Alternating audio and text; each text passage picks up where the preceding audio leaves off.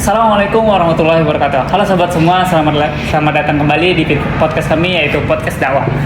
Di sini kita akan membahas suatu tema yang sangat krusial dan penting bagi kita, yaitu tema sistem organisasi dakwah. Yang mana kita ketahui itu dakwah itu cuma sebatas ceramah atau ngomong di atas panggung. Padahal di belakangnya itu ada suatu sistem yang menjadi penggerak suatu organisasi dakwah.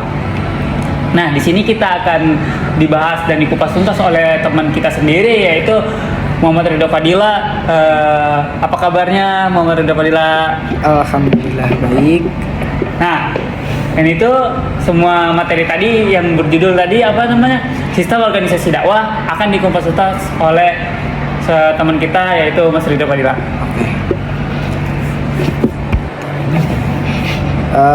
Sebelumnya terima kasih kepada Madewa sudah mengundang saya kepada acara podcast kali ini. Sebelumnya kita mau bahas tentang dakwah ya? Iya. Oke. Kalau bahas tentang dakwah, saya semangat sekali sih. Terima kasih atas semangatnya Mas Ridho. Iya. Oke. Intinya aja ya Mas Ridho. Kadang ada anggapan nih dari masyarakat luar, dakwah itu yang penting ikhlas aja ya karena Allah. Ngapain harus ribet pakai sistem organisasi segala? Nah, tanggapan Ridho sendiri gimana nih melihat fenomenal ini? Pertanyaannya cukup bagus. Ini sering banget ditanyakan. Betul ikhlas, ini nomor satu. Itu fondasi spiritual kita. Tapi ingat perkataan Sayyidina Ali bin Abi Thalib yang terorganisasi dengan baik akan dikalahkan oleh kebatilan yang terorganisir dengan rapi. Dakwah itu menyampaikan kebaikan. Kalau kita bergerak sendiri tanpa struktur, efeknya cuma sesaat. Dengan adanya sistem organisasi, dakwah jadi punya keberlanjutan luas dan dampaknya lebih terstruktur. Wah, luar biasa sekali. Jadi organisasi itu ada supaya kebaikan ini jalannya rapi dan panjang umurnya ya? Iya. Oh, begitu. Nah, kalau kita belajar soal sistem nih yang tadi sudah dijelaskan ya, idealnya nih komponen apa aja sih yang ada di sistem organisasi dakwah ini? Secara umum, manajemen modern dan manajemen dakwah itu mirip. Ada 4 komponen utama yang disingkat PDAC, tetapi kita beri sentuhan nilai syariah. Yang pertama adalah planning atau perencanaan suatu dakwah, yaitu menentukan arah kita mau dakwah ke siapa, metodenya untuk apa, metodenya apa, media sosial atau tatap muka. Yang kedua adalah organizing, yang bisa disebut atau pengorganisasian, yang berupa pembagian tugas atau bisa disebut the right man on the right flash. Siapa yang jadi pembicara, siapa yang urus logistik, siapa yang pegang kamera atau media. Kemudian ada actuating, yaitu penggerakan. Actuating itu eksekusi lapangan dengan semangat, ukhuwah yang berarti persaudaraan. Dan kemudian yang terakhir ada controlling, evaluasi. Ini yang sering lupa. Setelah acara selesai, wajib dievaluasi. Apa yang kurang? Keuangannya gimana? Transparan atau tidak? Oh, berarti sistemnya itu bukan hanya bagi-bagi di hari H aja ya? Oke.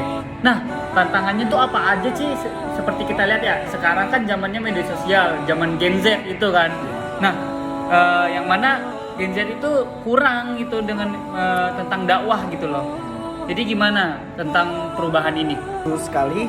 Struktur organisasi dakwah zaman sekarang gak boleh kaku atau terlalu birokratis. Harus adaptif. Oh, jadi harus efisien, bukan efisien ya? Apa sih namanya? Kayak fleksibel gitu? Ya, kayak gitu. Oke, jadi pertama-tama masuk ke divisi baru yang relevan. Misalnya divisi konten kreatif atau IT yang berfokus kepada seperti yang menyebarkan kepada media-media sosial seperti YouTube, TikTok, Instagram, dan semacamnya. Yang kedua adalah manfaat teknologi untuk manajemen internal. Rapat gak harus selalu ketemu secara fisik. Bisa pakai aplikasi seperti Meeting, Zoom, ataupun yang lain-lain. Yang ketiga adalah sadari bahwa audiens kita sekarang ada di dunia digital. Jadi seperti yang saya sebutkan tadi,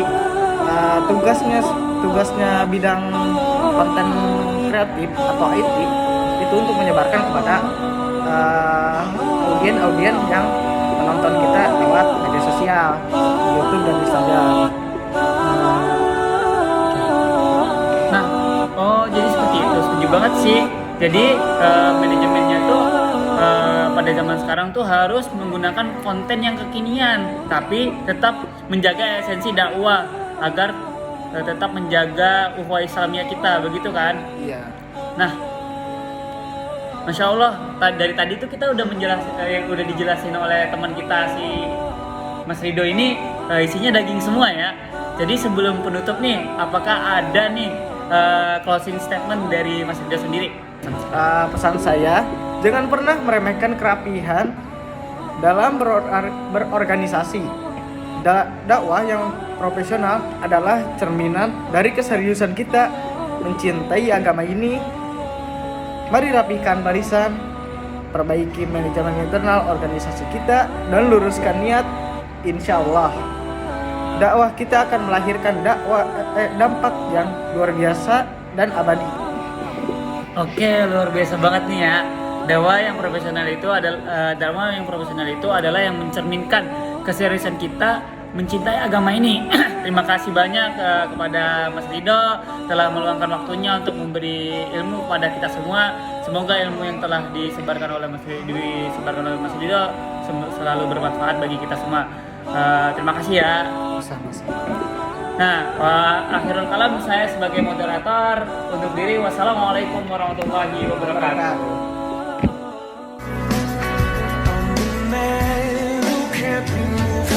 One day you wake up